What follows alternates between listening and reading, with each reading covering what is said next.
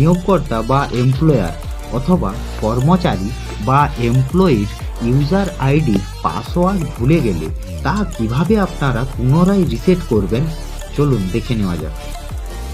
আমাদের অ্যাপটি ওপেন করার পর আপনারা আপনাদের প্রয়োজন অনুযায়ী নিয়োগকর্তা বা কর্মচারী যে কোনো একটি অপশনে ক্লিক করুন। এখানে আমি ওয়ার্কার অপশনে ক্লিক করছি। ওয়ার্কার অপশনে ক্লিক করার সঙ্গে সঙ্গে সাইন ইন পেজটি ওপেন হবে। এখানে নিচের দিকে ফরগেট পাসওয়ার্ডে ক্লিক করুন। সঙ্গে সঙ্গে ভেরিফিকেশন পেজটি ওপেন হয়ে যাবে।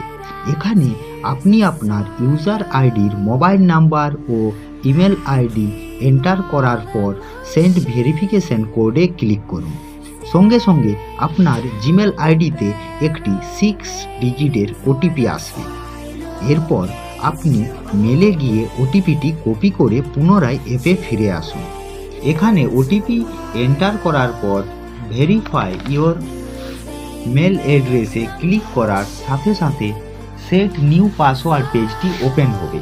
এন্টার নিউ পাসওয়ার্ডে মিনিমাম 4 to 8 ডিজিটের পাসওয়ার্ডটি ক্রিয়েট করুন। এরপর সেট পাসওয়ার্ডে ক্লিক করার সঙ্গে সঙ্গে নিউ পাসওয়ার্ডটি রিসেট হয়ে যাবে। এরপর পুনরায় আপনি নিউ পাসওয়ার্ড ইউজ করে লগ ইন বা সাইন ইন করতে পারবেন।